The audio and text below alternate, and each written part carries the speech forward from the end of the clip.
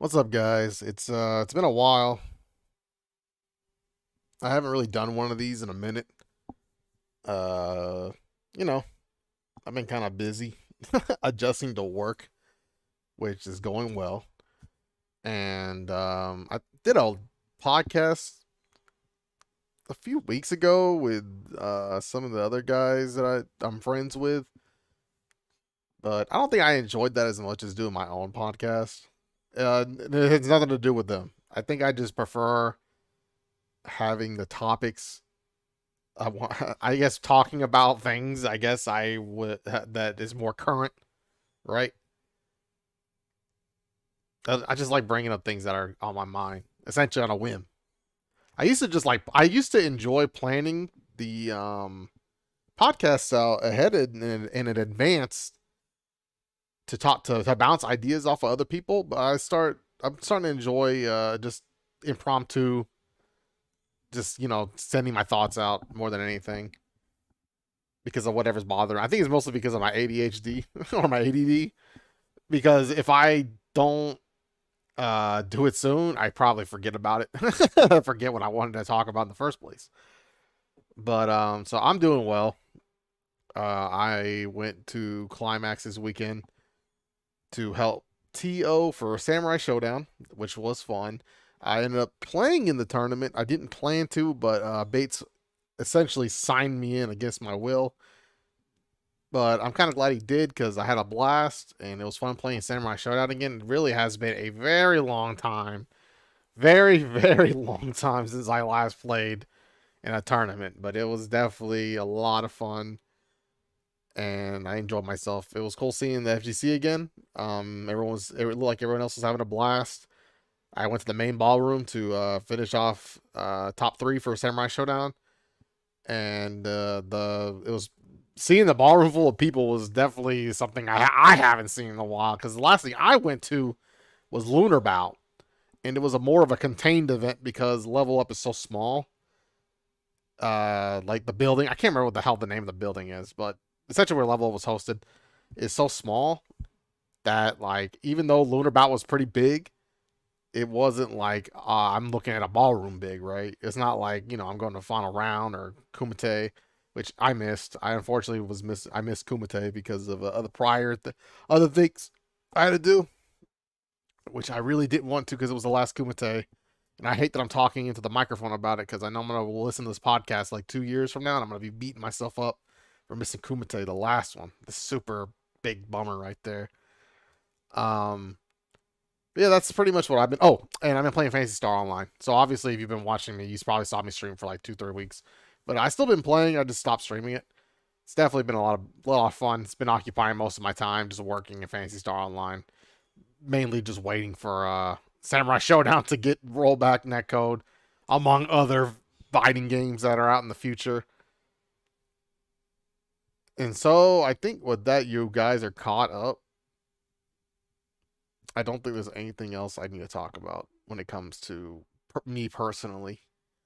Um, I don't think so. I think that's really the last thing that's really it. I played Guilty Gear. Other than that, I guess Guilty Gear XR was pretty sick. The rollback beta is still going on currently. It works very good. I loved Guilty Gear XR when I was playing it. My one thing I hated about it was YRC. I still hate it. I don't look forward to dealing with it. But for the other parts of Guilty Gear Xrd, I do like it. It's fun. Definitely check that out if you guys are listening to this now. Between now and I guess I don't know when it stops. I know it's 2 weeks. It's already been a week, I think, till the end of October. Definitely try playing the rollback beta. It's a lot of fun. It'll probably be finished and released sometime next year. And Exart is a good game. So I wanted to talk about there was some other stuff I thought about talking about, but I'm more focused on what's happening to our video games right now. And it's mostly because this is something I've always wanted to talk about, but I kind of feel like I saw something recently that was so ridiculous that it was more like I have to talk about this in its own podcast. Obviously, not really many of you listen to this podcast, but these are still, things that I like to bring up because it's like an archive of current. To me, it's almost like an archive of current events of what's going on. That's what I use my own podcast for. This podcast is mainly for me to go back and then look and then reflect on the things I was talking about before and how things have changed. So I went to look at DNF Duel, and I went to go see what it was looking like in terms of numbers. And I'm not one of those people that really think, I used to be one of those guys like, man, you have that big numbers to have a game be playable. It's not really that. You just need the game to be playable online to have a game that's playable. I used to think that, like with my chest, like, oh, you need to have a huge number of players for it to be like valid. But when you get older, you look back and you're like, well, maybe that was just dumb as hell, right? So DNF Duel's current numbers. Let me say this out loud so I have like, let's see. So I got like a frame of reference when I come back to this later. So DNF Duel, as a 24-hour peak, had 54 players on Steam specifically. For other consoles, there's no way to know exactly how many people were playing or anything, but currently DNF Duel has 54 players at its peak in the 24-hour time span. Now, DNF Duel came out with 7,000 player peak, 12,000 player. Okay, at its peak it was 12,000. So essentially that was the first day. First day always that's the highest, right? Then it declines. But that decline to 54 is abnormal in such a short amount of time. A lot of people may say it's because of balance, but it's not really, because people play stupid ass fighting games that are way more stupid. So it's not really the balance. It's a new IP. And it's also not really like the current fighters in terms of how they're built and made, where current fighting games and just video games that are like perceived to be competitive in versus, they have like a versus mode online incorporated.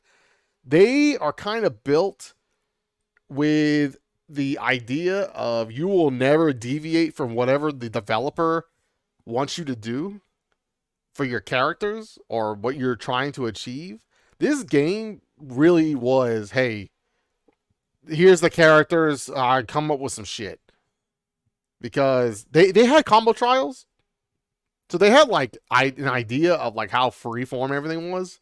But they didn't go, okay, we don't want you to have a mix up after this, all right? So we're just going to get rid of this. And we don't want you to do this after this, so we're just going to get rid of this. And your character is just supposed to it's only supposed to do this. This is what your character is. You will not find a way around this. If you do, we will remove it from you. That's how most video games or fighting games in general. Fighting games are really guilty of this currently, but a lot of video games are like this. And when it comes to play styles, they want things to be one way, and then if they deviate, they try to like make sure it doesn't happen because they have a plan, regardless of balance. There's plenty of cases from like recent fighters where some character found some something for some player found something for their character. It doesn't break their character or even make it that much better, but they remove it because that's just not what they wanted. So DNF Duel was not built like this. Everything is freeform. They definitely didn't know what the fuck they were doing, it feels like when it comes to like making a fighting game. And for better or for worse, by the way. When I played it, I thought it was fun as shit. But I didn't find a character I really liked, so I just kind of stopped playing because it didn't really have any character I liked. And for me, if I want to stick with a fighting game, the mechanics have to be incredibly strong and something that I really like, because the mechanics for me carry everything. Then I find a character that plays the way I like within that. and then I'll play the game. And usually I end up playing every character. If I really like the mechanics, I play every character eventually. So this game didn't have that for me, but that's not the case for everyone. This game was a fully functioning fighting game with perfectly functional net play. And the reason I bring this up is because, hold up. Okay, so the reason I bring this up is because for the longest time, fighting games, I attributed decline of playership to lack of playability in terms of net play. And because people can't play each other, then people quit. Then less people can play with each other, then people quit, then less people can play with each other. It's just a natural order of things when you can't play with each other. The game will eventually dwindle to the most hardest core of hardest cores, and they will just make do with anything, which is what how I was the Samurai Showdown. The game was damn near unplayable online, but I did everything I could in my power to keep it alive regardless. That's the only people left for that kind of stuff. DNF Duel? Okay, Grand Blue Versus. Not playable online, by the way. I mean, it is. It's trash. It's like the worst shit ever. But it has 221 people playing in this 24-hour peak. Now, Grand Blue Versus is a big IP. I will say that. But Grand Blue Versus is also 4 years old now? 3 years old? I think like 3 years old. I think it's about 3 years old. And it's still got more than DNF Duel. Despite the lack of good netcode at all. Like, it's terrible. And it was only online. So any attachment people even have to that game would be associated to the really bad net play and the really bad ranked gameplay. Both terrible, by the way. Now, the gameplay of the game, I don't like it. But, I mean, this is not about like how good or bad the fighting game is. This is more, I'm trying to look at this from the perspective of a consumer finding something they like. I really don't think at this point in my life, I don't believe that how good a fighting game is actually in terms of like mechanics actually impacts anything at all, because it's all down to taste. So no matter what I think about how good a fighting game is, it doesn't matter because people still play fucking Marvel 3 underwater. Like, that alone is just to disprove all that shit. I think Marvel 3 is busted as fuck. So, looking at Grand Blue Versus, made by the same, worked on by Arxis, and DNF Duel was also overseen by Arxis employees, if I remember correctly. I know they published it, I think. But they have the same kind of like art style and movement that Arxis has been developing recently, like they have with Dragon Ball. I have some kind of influence. Either way, visually, DNF Duel matches all that shit, right? Strive is popular and all this shit, right? So the issue with DNF Duel is actually, the whole reason I said this is because Grand Blue, despite being unplayable and stuck in delayed hell, and their entire fan base in doomer mode because they don't know what the fuck their game is going to be like in like a year, has more people than DNF Duel, which came out, I think, like 2-3 months ago. 3 months ago, maybe less. I can't remember the exact time it came out. I know it came out during the summertime, so it's probably been like 3 months. Either way, that game, a very recent insane decline. And the reasoning, I believe, is because obviously people don't like it for any reason involving gameplay. And it's possible it just doesn't hit with the taste of a current generation of fighting game players, which they may just like their fucking characters custom tailored to play one way, and they don't want to fucking figure shit out for themselves. But I really don't believe that's it. I actually believe DNF Duel insane decline can be attributed to the games as a service model. And here's why. This game was released. It's a complete game, complete roster of fighting game characters. It has a price tag that people believed was too steep because of the amount of fighting game characters. For some reason, I don't know where people get this weird arbitrary number. I blame Smash Bros. Smash Bros. Can recycle their fucking shit from year after year and release it again. Marvel vs. Capcom 2 style. And so people got this weird, like, number in their head. Like, I think fighting games should have this amount of fucking players. Or this amount of characters. Or else I'm getting gypped.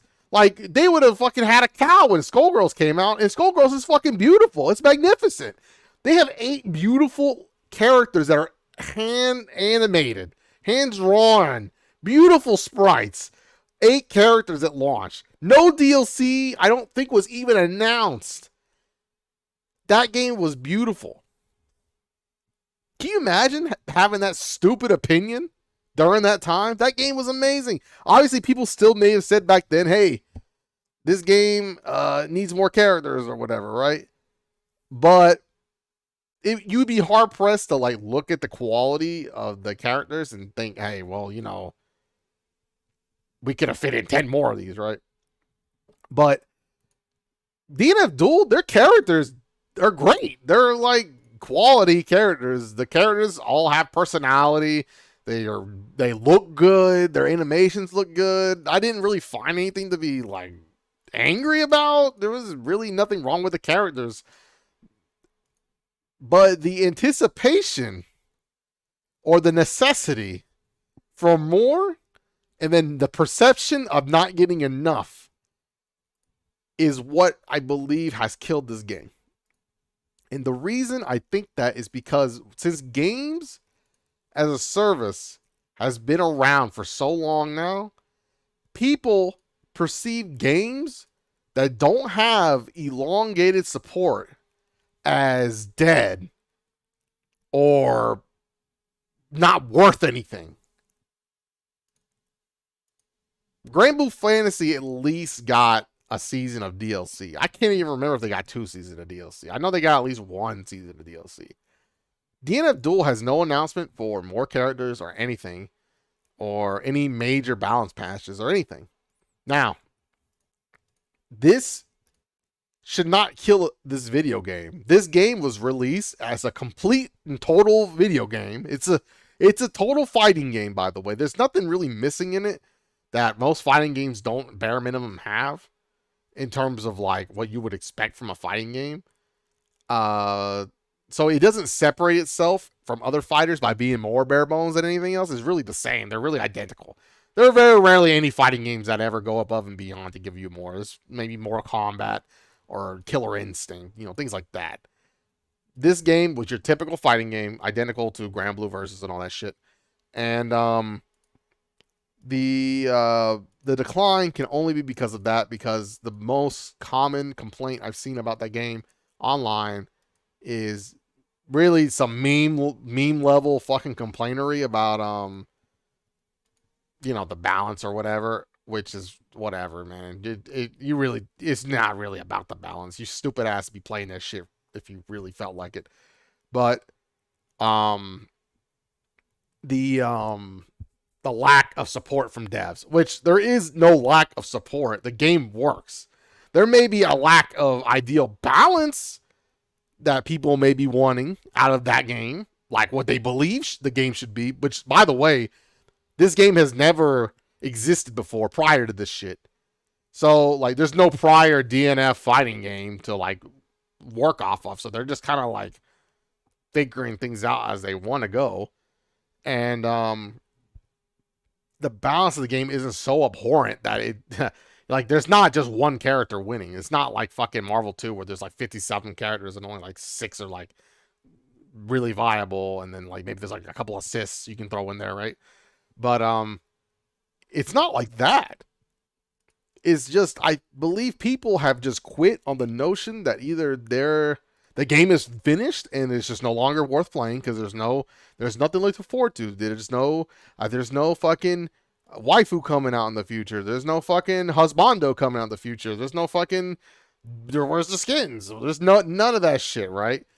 But at the same time, this game is a finished game. This game you can just play. This is not a game that I would have gotten when I was 20 and be like, well, game is just dead. Like in 3 months, I'd have not said that shit. Even as pompous and stupid as I was when I was younger, I would not have said that shit because it would have been at least it would have been actually better. If this game had came out back then, it would have been better than all the other fighting games I played because at least this one was fucking playable. This one has net play. It already shits on all the other fucking fighting games I grew up on because it's playable online. But this total package of a game is just abandoned because of speculation that is not worth playing. And this was not always the case. Back, I would say let me use my memory. I'm not going to use fighting games, I guess, as a measurement for all this, because this is not a podcast about fighting games right now. This is a podcast about fucking video games. I remember buying Halo 2 or Halo 3, and I remember getting a free map at some point on Halo. And it was like fridge, like cold storage. I think it was called cold storage. It's been a long time. Let me see, cold storage. But I remember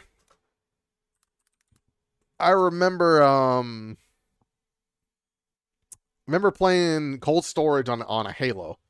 And it was a free map that was just given out for free. And I remember getting it. I was like, okay, that's kind of sick. And I was like, all right, DLC, it's kind of cool. I never really ever liked the idea of DLC when I was younger, because obviously I can't afford shit. But getting free DLC was cool. I was like, okay, we're getting free updates to the game. This is pretty cool. And I always wondered how this would affect fighting games. And then, Street Fighter 4 came out eventually. And I played Street Fighter 4 Vanilla. And I also played Phantasy Star Universe. And they got Ambition of Illuminous, I think it was called. And it was an expansion pack. It was a typical expansion pack. Typical. You pay for it, a solid price. It's in there. And that's the game you got. So Street Fighter 4, Ambition of Illuminous, or what, I can't remember what the fuck it is called. And Halo 3. When I bought those games, though, they were complete and total games with no communications of additional content. I bought the games, I played them, they were fun. I didn't just put them down because I thought that was the end. I just kept playing them because, that's the game, right? I bought the game, that was the game the way it was, and now I get to play it. And this is how I'm going to play it probably until I get a next game. Because I'm old, and back when I was younger, every game came as a complete package. You got it. The way it was is the way it was, and then you played it. There was no way to augment it 95% of the time. You weren't going to fucking plug Knuckles into everything like you could in a Sega Genesis cartridge. But for the most part, that was the original DLC. Fucking the Knuckles DLC. That was actually pretty sick now that I think about it. But fucking back then, you just played the games as they were. And that was it. Your mentality towards it was, this is the game I have. I'm going to play it I'm going to play it. If I like it, I will keep playing it. If I do not like it, I'm just going to take it. I guess maybe you take it back to get your money back, but that never happened. You're a kid. You just play that shit until it was either like it or not. You just favored other games. And that was that. But at some point between, like I said, Halo 3 era, they started releasing DLC. And this DLC was definitely impromptu stuff. I don't believe it was planned before development to sell us portions of the game later, because most of the stuff was just additional singular maps for possible ranked, and not stuff like guns or anything. Nothing really too crazy, just maps. And for fighting games, we really didn't get hit with that crazy of DLC until after Street Fighter 4, Super Street Fighter 4. A lot of games started to add DLC, and we started seeing a pattern here. The companies began to, what's the way to say it? We were getting a complete game, but clearly there were vanilla Street Fighter 4 for the console was clearly released as a complete game. Added more characters from the arcade, and they must have saw the success of Street Fighter 4 or already knew that it was being successful in the arcade, and they went ahead and started making Super. But when Super hit, there's a clear difference now between me receiving a game that I'm supposed to play for the rest of my life, or I'm supposed to play for like a year, and now where I'm clearly supposed to play for a month until they release another thing in a month, and then another thing in a month, and until they get done with it, and then I'm not supposed to play it anymore. Right now, corporations have developed this piecemeal strategy to cobble together games that function as a mild distraction until they want you to be done with them. And I feel like this is prevalent in all video games, not really just, fighting games. It's just that fighting games and shooting games and some video game, like some, single player experiences, it is insanely obvious that they cut portions out of the game and to sell it to you later. But for the most part, these are just practices done by AAA developers. It's not really that crazy in indie games because they can't really afford to do some crazy shit like that most of the time. But the idea of breaking apart games and then stringing the consumer along has been around for so long now that I think it's fucked everyone's brain. It's if you are old, I mean, I'm old now, so I mean, if you're probably like 18 to 20 now, then you probably grew up while DLC was pretty much norm and games being pieced up is normal. And so now, if you're a young buck trying to play a fighting game and DNF Duel comes out, you buy it and there's no strategy for them to fucking sucker you out of your own money, you perceive it as dead and there's no support and it's gone. And there's no reason for you to keep playing, which is stupid, by the way. Because that game you bought, it functions. Fighting games almost have unlimited playability. Like, you can play fighting games as long as you want. But to think that just because these games don't receive anything else and that's just the end of that game is ridiculous. Because the only reason you feel that way is because you've been told to feel that way. There's no reason why you should expect these games to receive 7 years of support when the game you bought should just last you that long by default. That should be the default. When I played Ocarina of Time and Majora's Mask, I got the game by default. It was a complete experience. I played it all the way through, and it was very replayable, so I played them and beat them 10 times over, hundreds and hundreds and hundreds and hundreds and hundreds and hundreds and hundreds of hours into Zelda. A lot of money value. As far as I'm concerned, I got my money's worth, right? Now, your feeling of, I spent $60 and I need 7 years of content released afterwards is not normal.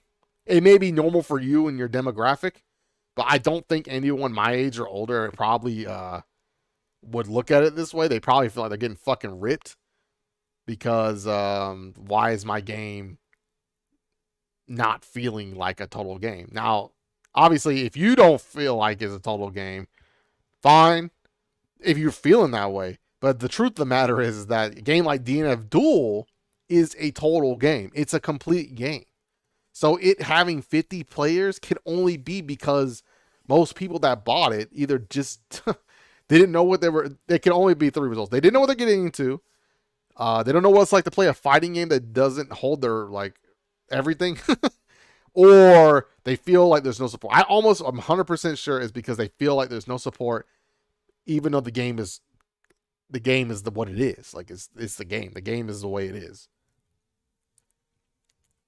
There are still the progression of games of a service is all spawned from like the idea of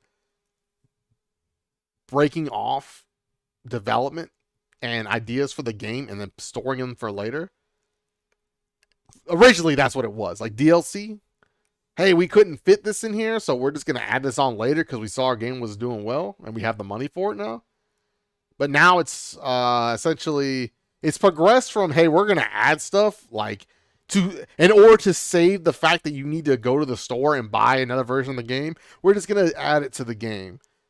Like Super Street Fighter 4. Just go buy it at the store. Or you don't want to buy, don't go buy Arcade Edition. Just download the Arcade Edition.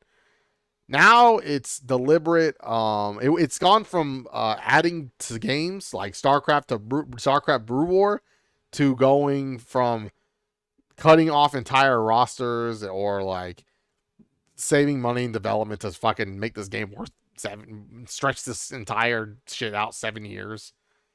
And obviously this is all because they want to make more money from one product because it's way cheaper to make one product successfully and string that along for 7 years than it is to make a constant, banger every single year. But, I don't give a fuck. Like, just do it right the first time. You don't have to worry about losing money. But that's the difference between gaming as it was and as it is now, essentially. And unfortunately, I think it makes games like DNF Duel that are completely fucked in this regard, because if they didn't have plans to extend this game for 7 years, then they're essentially losing people just on perception alone. Like, people don't want to play games that don't have 7 years of fucking like, can you imagine like buying like, it just sounds so preposterous. Imagine buying like NHL. Imagine buying like NFL Street. And like, oh, this game isn't getting fucking the blah blah blah update. Oh, this game's dead. Like 2 months in, this game's fucking dead, man. Let's just throw that shit away. Its playability is worthless now. It's such a crazy idea. It's only because it's been manufactured. Like, corporations have tricked everyone at this point into thinking this way. Anyone who's newer, obviously, just doesn't know any better.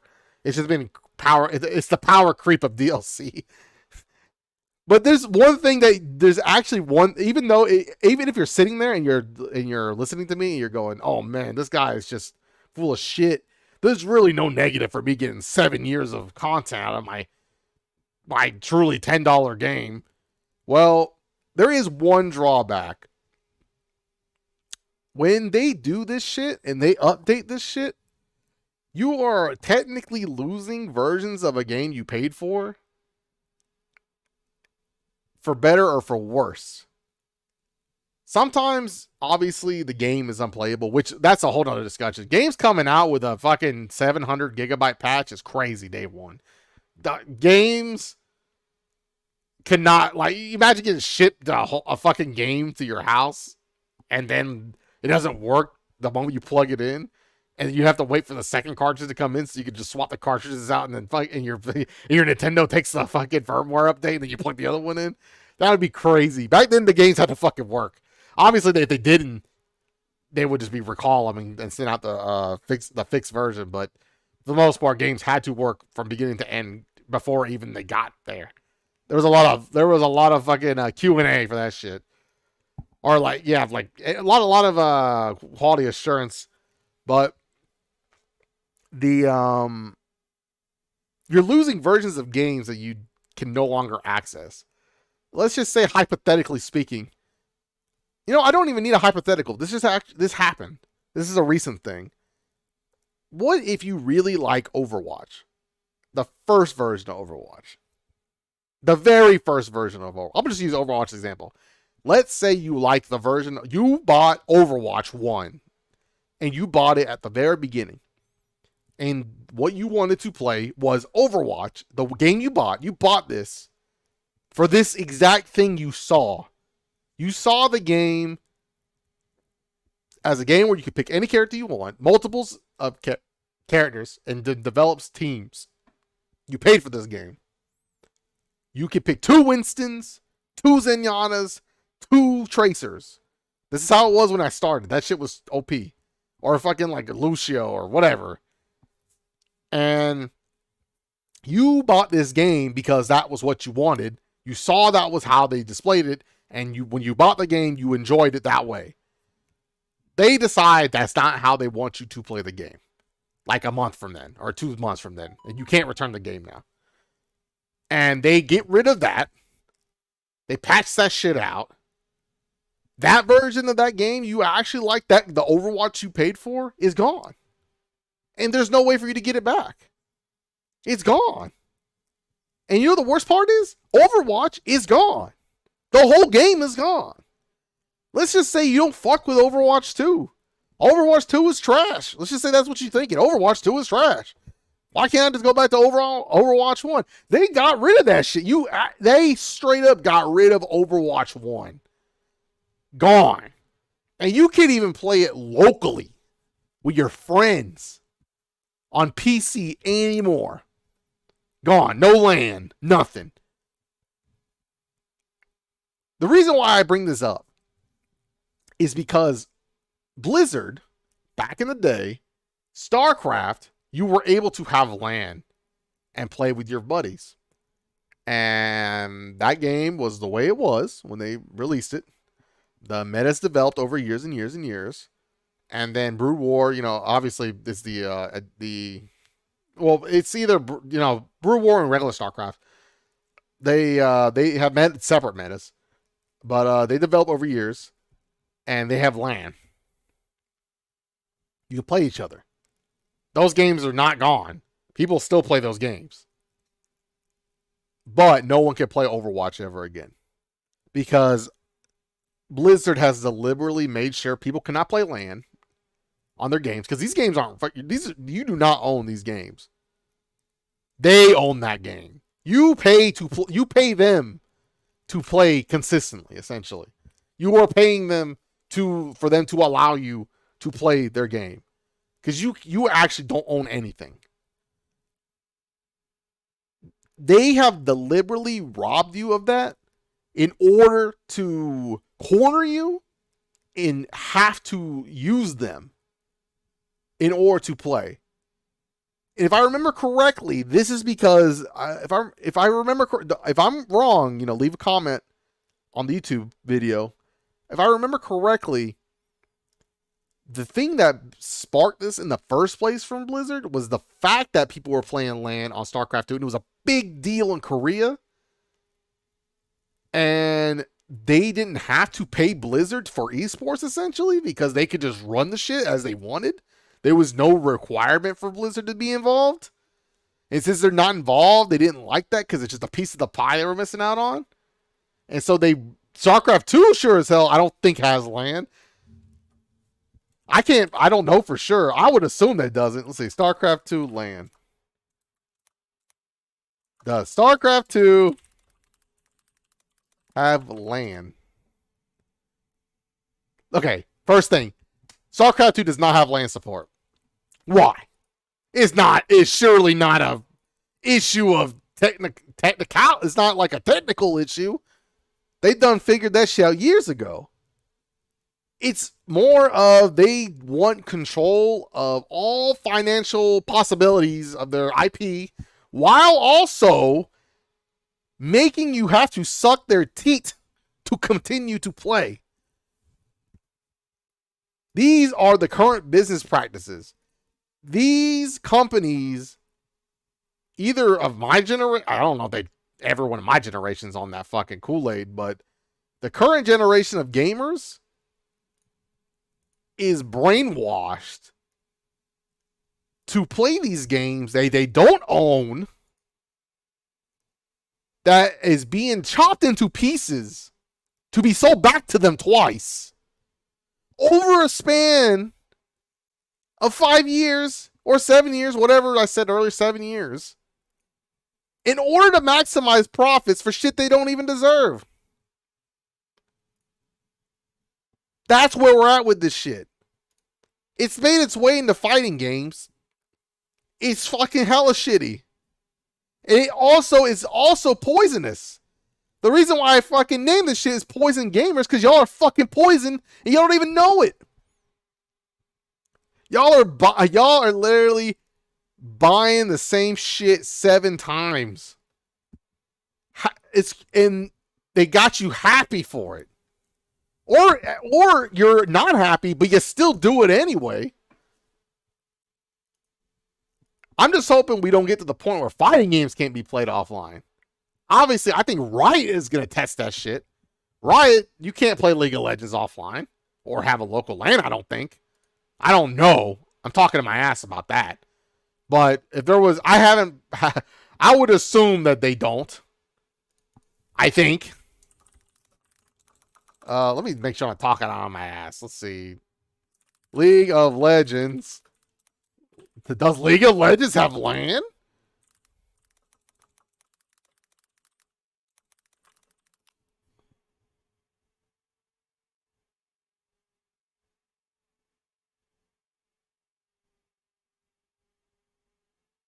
I don't know. I'm unsure. It looks like he kind of does, maybe? I don't think there is. I'm going to say no. Either way, the whole point is that I wouldn't go as far to believe that Riot would be I wouldn't be in disbelief if Riot made their fighting game only online. That's the best way I could put it. Now, imagine playing that shit and spending tons of money and then fucking not be able to play one day. It just, yeah. We know you spent like 5 years honing your skills in Project L, but we're gonna release Project L2, and it's gonna wipe Project L from your fucking library, and you just have to click Project L2. I know you like playing, I don't know, fucking League of Legends characters. What's that stupid K-pop bitch? Fucking Evelyn? I know you like playing Evelyn. But Project L2, we're going to change your whole everything and you're just fucked. That's just it. At least currently, if I want to play Street Fighter 4 and I want to play Sagat, who isn't even top tier in Ultra or whatever, it's my choice. I didn't have to play Street Fighter 5. Which I didn't. I fucking played that shit and I quit. But I have the choice to go back and play shitty Sagat in Street Fighter 4. He's still cooler. He's my preferred version. So I get the option. We're headed towards a future where we don't have the option. And that's what's scary to me. Because it's taken a long time for this to be like this. It's like 14 years of companies piecemealing video games to get to the point where we're at now, where we have to question if we're gonna own the game that we paid for. But I'm praying it doesn't get to the point where we have to, where we could just lose our games, all of our games. Single player content may not suffer as much. Like, I'm pretty sure games like Monster Hunter, I don't think they'll ever make it so I can't play online. Honestly, you know what? On a positive note, let's talk positively. There are things that that receive live updates that are for the better. Just look at Monster Hunter or Elden Ring. Elden Ring and Monster Hunter are both amazing games. They were released as complete and total packages. They were great games as they were, and have been receiving updates as they get older. And Monster Hunter World has received free DLC outside of the major update to increase the quality of the game and increase playability over time. Free, I might add. It's free. Now, it's possible they held back this DLC in order to give us the perception, but I never felt when I played Monster Hunter World that there was anything missing. I never had a moment of, man, I really think they just cut this monster out because they didn't want me to fuck it. Like, the game I played was there, and that's what I paid for. It felt like it. It didn't feel like any kind of robbery, and maybe they pulled the wool over my eyes, and I just feel that way because I love the game so much, but it doesn't feel that way, and I don't know if anyone else actually feels. I've never spoken to a Monster Hunter player, and they're like, "Yeah, I can't believe they didn't put Furious Rajang in at the start." Like, I don't think I've ever talked to anyone that felt that way. So usually when it's like that, then they're doing a pretty good job. But Monster Hunter and Elden Ring are games that are current, that do things the right way. And so it's not all doom and gloom. We still have great games. It's just that the future for the majority is bleak. And the quality of games has gone down in terms of what we can expect to work on purchase is really low. Like, the quality of games being good on release is low. Obviously, you can always argue that the quality of games back then is not good either, because there were so many video games and so many were trash. But for the most part, most of them, glitched or non-glitched, you could finish from beginning to end. Most of them, and they were a complete game that you purchased. Now, were they all great? Probably not. But you know, that's just the way it is. There's always so much shit out there that something's got to be trash. But that's just the way the game as a service has poisoned the well of gamers at this point to feed the beast that continues to starve them. And the biggest the issue the main issue that the reason why this all came up is because of DNF Duel. And I'm bringing this up one last time because DNF Duel is a perfect example of the issue of perceiving the life and death of a game due to manufactured hype. Not real hype, manufactured hype. Hype stretched over time in order to keep people talking about your game that is not actually better than what it was before. You are just simply withholding content to continue making your game relevant in order to increase sales. And that's another strategy they use as games as a service.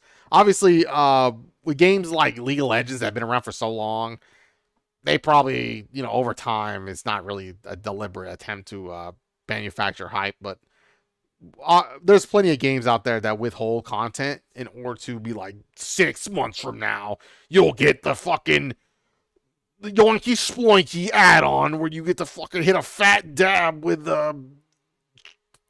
fucking Biden. It's 6 months, I promise. Just keep talking about my game. This shit is not going anywhere. But it causes problems for games like DNF Duel, where people have to be fed scraps in order to feel excited about anything. And I don't know if there's a way to fix that, because people, this is just how we have become at this point. That if things aren't, scrapped to us over time, we're going to end up like thinking our game is worthless. I'm not getting the purple drink upgrade in my DNF Duel. The fucking Guilty Gear promised purple drink 3 weeks ago, and it's coming out December 2024. Like, I got something to look forward to. That means my game's not dead. But it's just Arc Systems, like, manufacturing hype. We're going to make hype. You announce 2 years from now that we're going to add this character in, and he's going to be fucking twice as gay as before. Yeah, now I'll get him talking. It's all smoke and mirrors, and it's just gamers. We're just stuck with that shit. The only way to fight back is to not buy games that piecemeal us our content, and all we can do is, and there's no way to know if they're going to do it or not. We would just have to make good observations and then, kick and scream as loud as we can and put a stop to shit like that. It's unfortunate, but we've allowed, people, consumers as a whole have allowed this. Loot boxes, shit like that should have been stopped forever ago. But, I'm part of the problem. I bought fucking skins and loot boxes too. And before I knew it, I fucking spent so much money on some shit I should never spend money on. content that I should have never had, content that should have came with my game. Why the fuck did I pay that much money? I don't know. I got fucking hooked too. But I said no more. But the perceived life and death of a game with is pretty sad these days. Just next time you buy a game and you think the hype is being, and you don't feel like this is something that shouldn't have just came with the game because it's obvious, you have to put your foot down and decide if you're going to stand against bad practices like this and hit them in their wallet by returning your game and resisting, or just bend over and do it anyway. Obviously, if you really look forward to a game like Street Fighter 6, or let's just say another Monster Hunter comes out and I want to play Monster Hunter. And I mean, just to put it in perspective, I wanted to play Phantasy Star Online too. I'm a huge Phantasy Star Online fan. I really wanted to play Phantasy Star Online too. But once I saw how bare bones that game is, the game Phantasy Star Online that I'm playing now, the one from the Dreamcast GameCube era, is like 3 times the game as fucking New Genesis. And they're selling people costumes with money in the game. Obviously, I mean, there's a difference here in the fact that I paid the full price for my game on the GameCube, and fucking PSO2 it's not under the same like constrictions, because the game is a free-to-play on the core. But I would have rather paid for it to be a complete and total game than to not have anything and then pay for bikinis for the next 5 years to fund a real game. You know what I'm saying? Gotchas right now, I don't even know why people even make fighting games this game. Why do people even make video games anymore, like these big companies? They should all just sell people fucking pictures of characters like everyone else. They've found a way to profit off of people's addictions. Because now video games are set up as like gambling experiences. And the breaking the shit off and string us along for 7 months is just another form of that. Obviously, that is for people that aren't quite gamblers, and then the gotcha games are fucking people with gambling problems. So they're hitting both bases. That's why like I always said that if Capcom wants to fund like a fighting game, they should just make a gotcha out of it and then make the fighting game that way. Because they would be twice as rich if they just said fuck it. But right now, we aren't getting our money's worth. Now, I don't have a solution other than to not spend money, because that really is ultimately the only way to get around it. But I guess that's the end of the conversation. My talking point is complete for this, because at this point I'm going to ramble on and circle back. But that's it. That's just where we are with it. The only other thing I got to say is, what else I got to talk about? There's one more talking point I have that's not related to us being poisoned in the brain. The only other thing I got to talk about is how you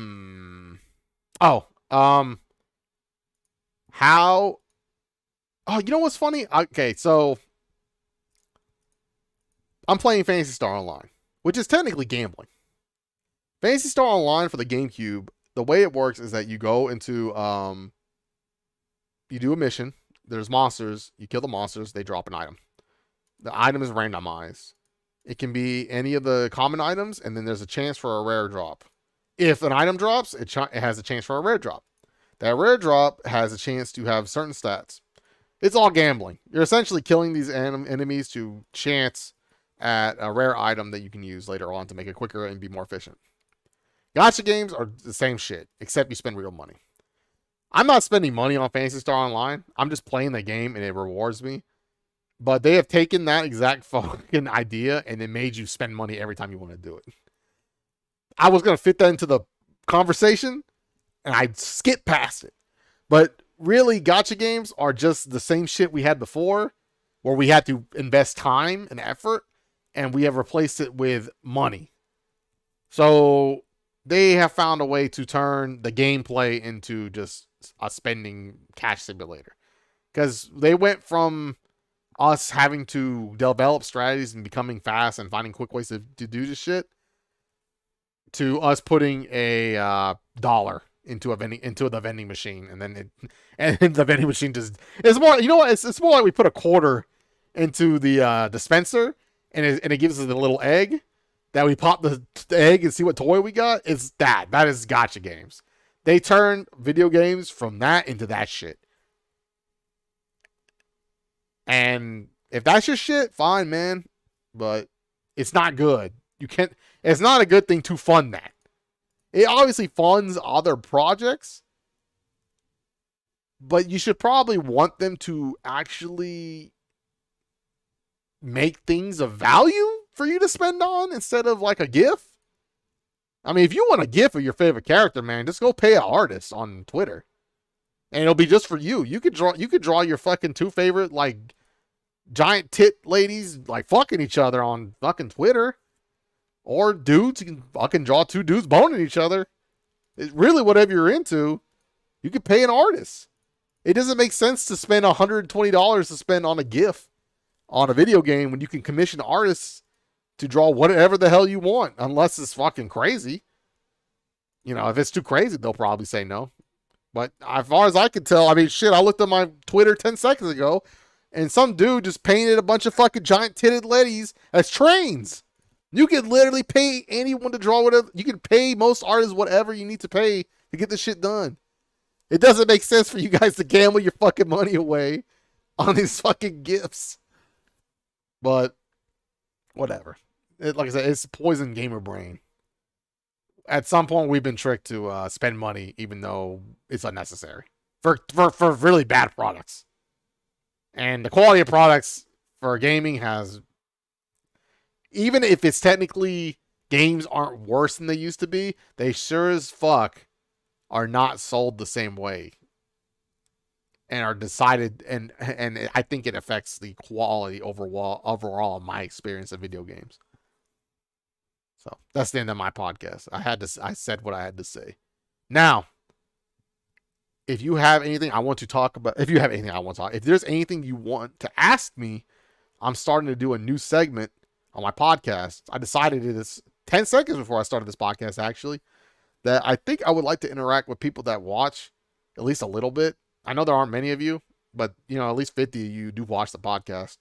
But if you want, you can ask me a question in the comments or on Twitter. You know, you can just I'll put a Twitter link into the description, and you can ask me whatever you want, and I'll use it as a talking point, probably near the end of whatever I feel like actually talking about, and I'll bring it up, and I'll mention your name and whatever the fuck you want to do. It doesn't really matter, but that's the incentive for you to comment on the YouTube video that I can come up with that's not corny and stupid. You know, I don't have to do that part where I'm like, you know, I do a face cam like, and then you comment below, and I put my stupid finger to the camera. Yeah, I'm not going to do that shit. Just fucking comment if you want to comment. And if you don't want to comment on the YouTube video, just click on the Twitter link and then reach me on Twitter. I'll probably see the comment in the YouTube way easier, if I'm being real with you, because the YouTube is pretty good about alerting me really quickly. There's tons of comments on my Slave Night Gale video. And I didn't think that video was going to have 20,000 viewers, but here we are. But appreciate y'all watching or listening to the podcast. Like I said, if you want me to talk about whatever you want, or you have a question for me, just leave it in the comments or click the description. But I'll catch you later.